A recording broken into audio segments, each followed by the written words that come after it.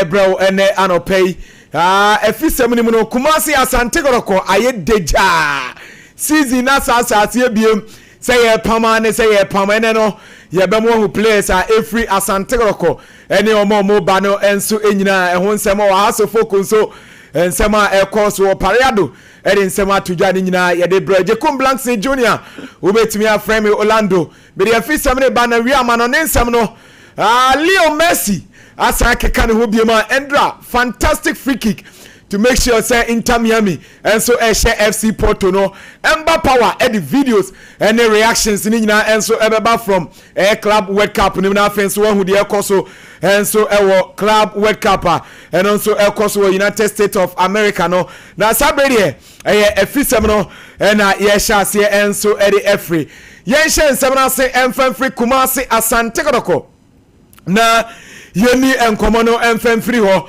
na Endra full time in so na metima wo say Asante Kotoko secretariat about 7 players omo invite omo ho omo enso kwakodi nkomo na players ni bi wo omo contract na ba na wie ya enya de say Asante Kotoko ebe renew ebi wo so a omo ni omo contract nti omo kodi nkomo no na omo hu possible decision ebe free mu enso aba na Endra after the meeting say ena Asante Kotoko enso catch omo supporters edikan Mama me Frederick Asare, captain for Asante Kotoko. Mama me ne picture no. Yes, Asante Kotoko. Frederick Asare ne contract aba na wiye we no. Enye se ebia o ma terminate ne contract anase o ma sake ne tie ne. Ne contract aba na wiye ni demands a o de ma Asante Kotoko company for no. Omo ntimi emiti enti no. Osom no aba na wiye eno eye Frederick Asare ono nso ede no. Era afen so Michael Che Jamina Mama me Michael Che Jamina ono nso midfielder. Yes, Abrantie we nso ne contract na aka 1 month next month ya July na ne contract ba na wieye enti Asante Kotoko company fo aka chere se contract no aba na wieye enti omo ne nto aso biem ti 1 month na aka no omo ate omo ho ase obia enso kone baby eno Michael Che Jamina Mama me Samson Eduku. Yes, Samson Eduku striker. La second round no ena omofa Samson Eduku nti wabe spend 6 months Asante Kotoko. Obe sign 2 years contract. Enti aka no 1.5 year Asante Kotoko. Nemo no Endra empanyimfo friend was secretariat no omo chema esom no omo ntimi ne ntoaso enti Samson Eduku ne Asante Kotoko akọbenkroma omo nyina ate omo ho ase asabre no omo terminate Abrantia your friend Samson Eduku enso contract Kumasi Asante Kotoko tisia no oye free agent eno enso Endra after meeting one Asante Kotoko IMC no enso de free maba mama me Fernando Wisdom Bassi Nigerian international yes oga enso no ono so last season and Asante Kotoko efa no 2 years contract and Asante Kotoko enso ene Fernando Wisdom Bassi esan ye afei ene wabo 1 season entina aka 1 season e won contract nim Endra omo friend was secretariat no mpanyfo chema enya de se omo betimi no enso ene na to aso biem enti Fernando Wisdom Bassi ono nso mutually Asante Kotoko ene na akọbenkroma omo terminate ne contract no enso ewo ho eno enso Fernando Wisdom Bassi mama me Daniel Adrien Ejete ono nso right back yes Abrantie we picture we brown she go tia Brekum Chelsea ewo Ghana Premier League ni mo enso eno no na Abrantie we enso second round ya ena omo fa Abrantie no enti wabe spend 6 months ewo Asante Kotoko 2 years contract and omo sign but mpanyimfo chema ne performance no went to be live up to expectation eti ono nso mutually 1.5 year aka e won contract ni mu no omate ase e masabe obia enso afano baby enso ewo eno Daniel Adrien ejete no enti mama me Asante Kotoko pathways no na yen ready anope ya omo nso akonfirm and so yes Daniel Adrain Ejete, Samson Eduku, Fernando Wisdom Bassi, Omunye Asante Kotoko players, BM, Eno Enso Eye, the Eba. Na Momame Justice in Kukuble, Endra no so our secretariat will be. Na Abrante ne contract abawie. Yes, the contract no oni Asante Kotoko contract na so. Empanyifo ka che ne se omontoa esom ne so biem. Nti enche bia no so announcement no ebe free Asante Kotoko enso aso ye ede aba. Endra 7 players ameka so mo secretariat no Isaac Minta na ono nso part of players omo invite omo was secretariat no. Yes, Isaac Minta so empanyifo de etete ne se wan hwa esom no omo ne ntoa so enso ebiemti wei ensema a free Asante Kotoko camp enso eba 9:30 ye bewrem na Asante Kotoko transfers no ye de more enso e de ya bro na Endra was secretariat no team bi management enso ewrem wo Asante Kotoko secretariat 9:30 ye de sansem no enso ebetimi abronti wei ensema ekoso ewo Kumasi Asante Kotoko omonso e transfers ni ma ye boy che eriama na no pay ewo Sompa 93.1 afenso Sompa TV so momma me chairman solo. Yes, chairman solo ono ere atuja se Asante Kotoko omo target for the season no na double no omo saka omunya single enso ewo enya bad enfama Asante Kotoko you say daddy e pick up let's finish. You say daddy e pick up yeah, no my you say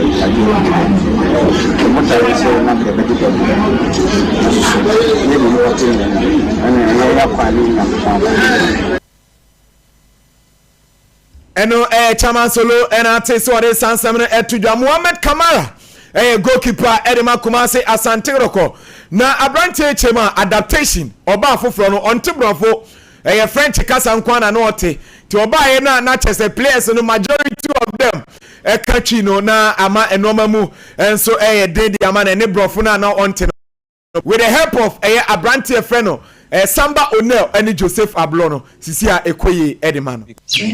He's saying that about the adaptation. In the beginning, it was very difficult for him because he doesn't understand English in the beginning, and he was lucky because me, I was around and able to, because we can speak French and English. So now he's feeling good with the team and everybody. And I feeling good. Pano, we know they to just say, playing for Asante Kotoko, it was a dream. I'm happy. He's happy to be here, and joining Kotoko, it was part of his dream. So he's happy. And a goalkeeper Muhammad Kamara. And Odesan Semino Enso Etuja. Yeah, boy, actually, Enso Etimi Ede Amao. And then pay our tip off. So now you remu Opariado Ede Atuja said, has a full transfers in India. Back for experienced players, Ghana Premier League players. No mom no. Omubetimi who talent to be a ebi kra no body division 2. But talent na de kutano no. Ebia na no den pa. We have to come from the top level. But you want to know the talent to be. Not the talent, you know. Be a body division 2, or body division 3, and or body division 1. And that talent is very good. I would share. But in that team, talent will be able to fit in well, and it will give you the necessary result. Eno kasama for Edema Hasselfolk Opare Ado and it is Sansamino Enso Etuja na retired FIFA referee George Seja Oko Raga ono and Penia Odomano or Yatuja say ma enye obi adwene say omo tete the Ghana Football Association ne mom no omo a legitimate money and I say sika akodi FA no Oma pre-finance di omusika akọ venues akọ matches eno ho asem eno omo ka say FA no entuamo mo. Cannibalization is the last blow and last straw that they are looking for because they feel we are worrying and disturbing them. We are not disturbing anybody. We are requesting for our legitimate money which they are keeping because our members have pre-financed the league several times. I am a retired referee. I'm a retired person now. Retired FIFA referee. From 2014, a lot of my colleagues till date, their monies are within this particular area that are being kept. The amount that is in default, and some of them are even dead. If you get them today, this is show Mobusi and Funny and so, and the money Papa Nana, GFA, the cafe no more, and the Musika Shamunsa. But if I can't sound why don't not here?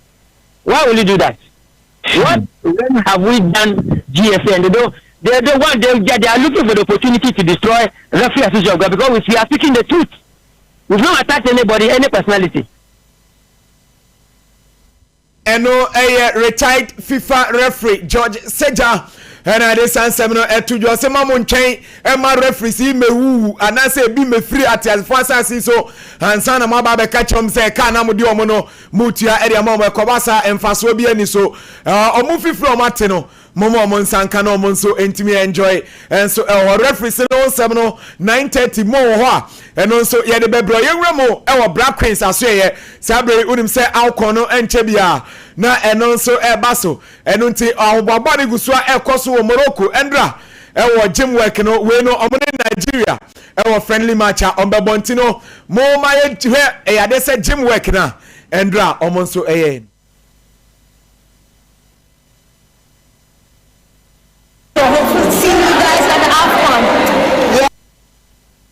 enti eno enso eye Black Queens e wonsem kakra eno nso eho ena me de ma na udim se sabre ururamu oboase udim se as good for no encheye ena sabre Ghana Football Association e ka chom se omuntimi emo Ghana Premier League ni bi ma ye dibo tu omo na yenya ne tie se sabre Ashanti Gold enso omakoto team bia ababoase asabre no omo nso eno nso omo behe na oboase omatimi arese eni je no sabe ba ho biem ti we no Ashanti Gold justify your inclusion memendai ena sa justify we enso ekoso ewo oboase Lenkley Sports Stadium na omatimi recruit players enso ewo hono ntino we ya footballer we no Division 1 ena omakofa area ba oboase eno nso omato ni din as good eno no ye be hwe tina fenso ya pemu nchiremu ni mo na yenso yetimi ade abere mo memenda justify no enso baso den enso ewo oboase Lenkley Sports Stadium ntino ya hwe na ede afisam ni nyina sia na powers enso ede yakọ enkofo nkroso Michelle Safo akwada reso akra ene enso wawoda ntino Michelle mama ma happy birthday kese and an pen for Brajumedi and so ntino sabre powers atenase ye konkofo nkroso aba Kodjo bia boko de Ere yankopon se yenko amana nemra kakra na ye body aka na to aso mo mami enra FIFA Club World Cup no Manchester course no mo mami was Sompa television so na ye ni nkomo enso emfam mo mami title game course between Nadi Elali and the club and the Teddy Palmer was 2-0 for Palmeiras and no na ya kensia na no ten na me so game no south no. Now it was a balanced game. In fact, at a point in time, na Alifono and a dominating and mama highlighting was Sompa television so na me do nkomo kakra na would me say second half 49 minutes and Oranity and so ade was Sam Abu Ali esen ho na your free kick ye pecha ball or pinball nako and ekokoto atin ekokwe own goal e was sa dwumete ne so and wait no and yan Jose Manuel Lopez and also get his second goal edima Palmeiras Bobo Krono na ya kensia na chese na edika na emaremfi se abrofo no ola baabia mo peja ball in fact development no ekwekodu anode wonim se game ne guso ekoso ano yebetia se referee akasa na ase oni mpanifo bi ekasa wo phone so anase ne gadget no mu omudi nkomo hwe oba ya osi game no ye postpone anase mpo ye suspend kakra ne nyina ne se mpanifo amana nyanentie se akense na ekoso no agrada bi beti anase storm bi boba enti wo suspend game ni kakra enti na wo se wo suspend game no supporters no bia enso eko the hotel room for some minutes kakra and sanomaba aba betwa game no so where you penny and the day and so at the Anthony Taylor and a chesa wo hwa omra ono ejim na wadi game na bibia so atuma ye kama ba me pacho Grace mu mame referee no emra no explaining decision ba ko take ye yentie na memra na mema etrim emfama yetifo. The ball, wow, he did, and it's a it's Gillis, an excellent sliding tackle from Vega. Wow, he did, and it's a red card for Rafael Vega. On his 30th birthday, you receive a lot of cards, and he's received a red one. It'll be interesting to see that one again. Anthony Taylor's obviously very well placed. Yes, it's going to be reversed here then. It might just be a yellow, or it might not be a... White number 23 makes a reckless challenge. The contact is low on the foot and he does not leave the floor 2 feet. Therefore, my final decision is yellow card. So it's gone from a red to... Ola ade wei na dodo na agi atum se ye ade ba ko beboa se we referee ene so we take decision bi ato wose to key decisions e we game no I was so churchim e de chere supporters ne mpenifu am stadium ho wiasa fe na nyina no ehun denti a won so we take that decision no na won advice FIFA say across the world won njintum e ba no Premier League empo Ghana League no e ba no say referee be take decision a ono so nchechem enfanta supporters said the enti a ono so take that decision no said the be obi abeten ho ase enti the omudi asase wo club world cup no won stand enfam ko we are seeing na baby a FIFA enso ajetum say e was football enso to me koso no nsam nei egusu ekoso na egusu de nsam no ede em yetiefo odwumade we so nti game ekoso Palmeiras ni Nadi Eloli eho enkomo no na egusu ade me yetiefo egwodwumade we so wonim say another game ekoso Inter Miami ese tumo Porto Boboko no atimu pakon owura ne din nso ede Talasco. Yes, Segovia or no after 1 goal and watching Lionel Messi super free kick and when he get his second goal Adima Inter Miami Bobo Chrono the part of the 20 and it's a city sounders at Emma Atletico Madrid and Noah Amusam 3-1 over the 10 Pablo Barros on no 2 goals Adima Atletico Madrid when I saw Vessel also second third goal no Adima Atletico Madrid Bobo Chrono Minfanto Chasa PAG European champions and not na game enika na jono Igor Jesus as a one at my body fogo at just a PH Bobokono and so a prayer woman to me ante na mama mi ogra the day at the John Testa after the game how na penino and so a celebrity when Mr. John Testa no over 90% shares uko club at the Jerry Botafogo and watching Osanso shares at Crystal Palace Bobokono our says and so Olympic Lyon mama John Testa video no na ye ninkomo mra na chese na niaje o kan sambebre se enu ye ready na mama ya swati afi ya wurem na ye di esan komo na bibia so atuma ye kama mra sa video enyampa ye nto so na ye mpongurem agonsamfo from na bibia so antumi nya kama mama mi Lami Jamal and ogura ne trending name video no sesie ababeto munhwa na mudi utuma kama enso antumi Yama say we nim say ono our Brazil abonte so eho ana ono so gusua ono so no ni pre-season ono nko a eje na bibia so tumi koso na Lami Jamal ekokotu ye no ya behwe video no oni Neymar ene footballers ne bi Neymar now for girls bi mo ho ani ade but say I mean second so la before so offer Spain akọ Brazil we nim say a stopover e wo Italy ekosia ne girlfriend no na yenhwe na Lami Yamal 17 and the girlfriend of Efran Safatino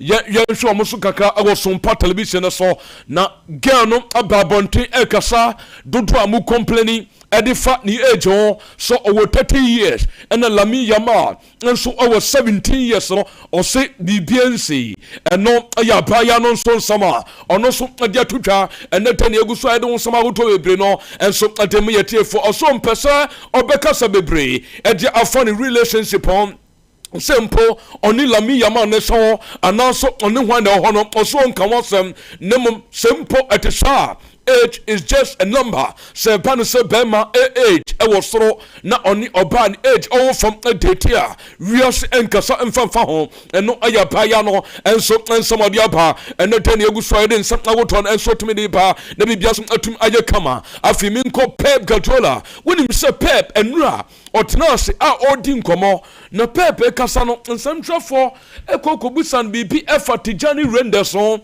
or Rani Church Musa. Unko bien noa Nico Williams Oshakai Adima Aleti Bibao and no see our Nico Williams. I will need team anymore. Yente Pep Guardiola. They play there while Rodri's still recovering.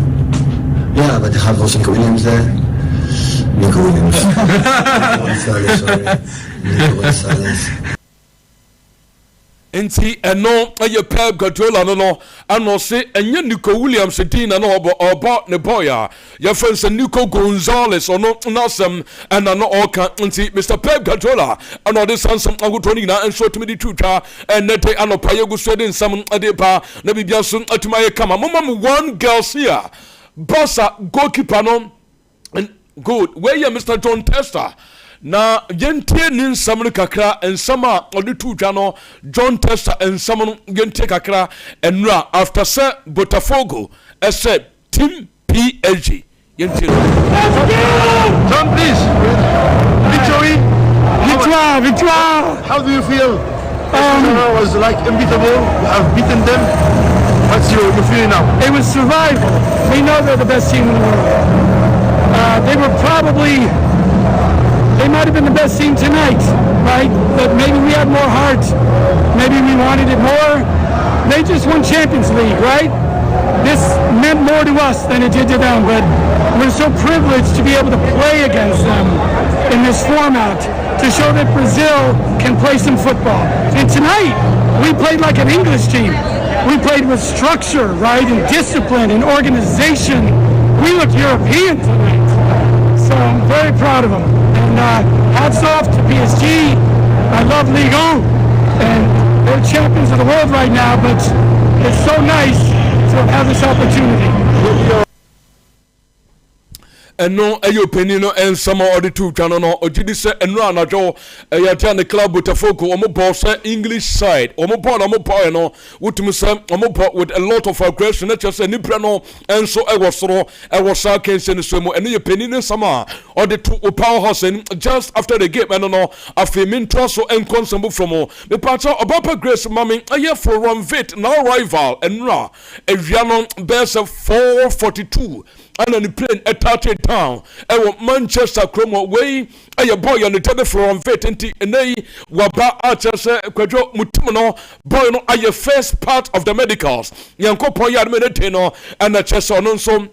And then the second part of the medicals on Payano Obayan Tentem Metoso Obasan 5 years contract and Edama Liverpool Bobokuno on so June 2030 and the contract Obasan and also to Mapan area Achasan Pelon Sam Aguton Edepa Nebiasun Atum Ayakama. May one Liverpool me pato Grace Mami Ogranity at the Milos Kalkas. Picture no Sompa TV. Namintin Kwamaka full agreements have been reached with Bournemouth and between Liverpool and the club by first Bournemouth and the Fantucha so agreement and so etmako so their meetings are just some few details na akura way and so apa besign.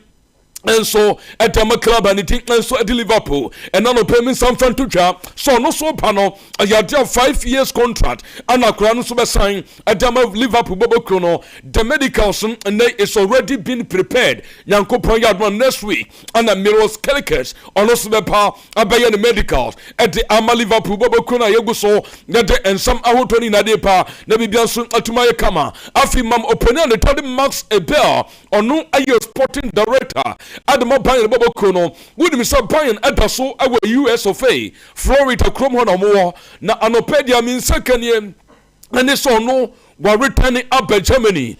Ningana sent a place in the Buhamu contract. It was so bad, no final details, almost simple, when met Jatum assign contract extension at Dama Club and also was so much Amokai and waiting place Ben or Somopa, boys now Omugwetchen Miansa, Nico Ayo Williams. And they tell a out. esanse Nico Williams ajatum so obepo edama bossa into these two players and a Bayern ebebedi unkomo. Number 1 Bradley Bacola. Number 2 Rafael. These are two players I met Sam Bayern from Penifono and they Penina returning also share no meeting command bibiasu etumiya kama and ayansoma min second and tell pa ayegusudin some Tony Nadepa na bibiasu etumakoso mama udra ne tin enso edi Felipe Luis coach Edima Flamingo former Chelsea left back former Atletico Madrid left back or no and then they on the club in Eba. Now when him say nyame yaduma and that no 6 p.m.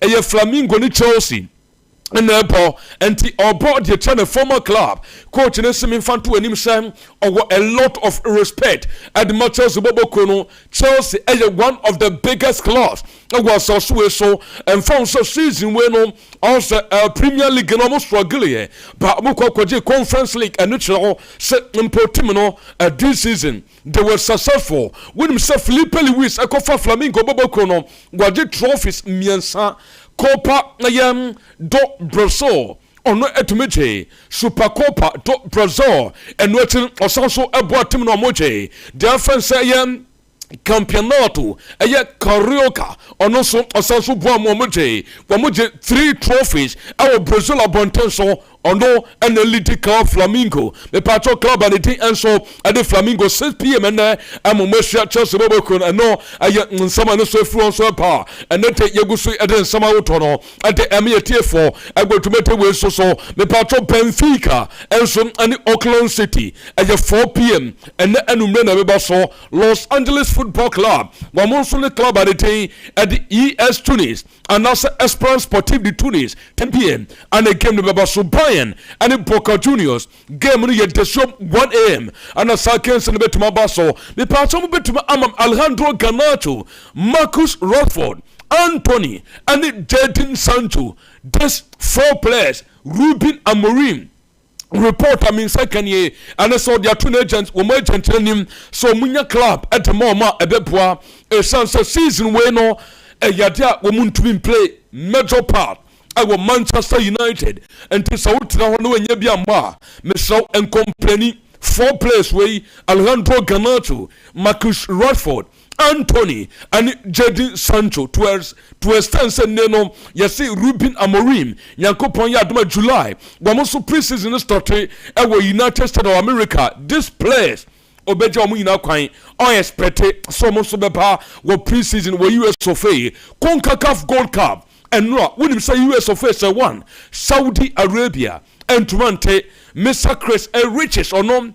And they say go no edema US of A Yankopon yadme na 2 games na be so ya ba 9:30 ya beto so na details ni na so etumapa what ejekum blanks Orlando nka ya from member power 9:30 full time ya be sans the same perfect multi-bet. Big win for United over 1.5 and both teams to score in the London derby. But who could have picked Leicester over City or a high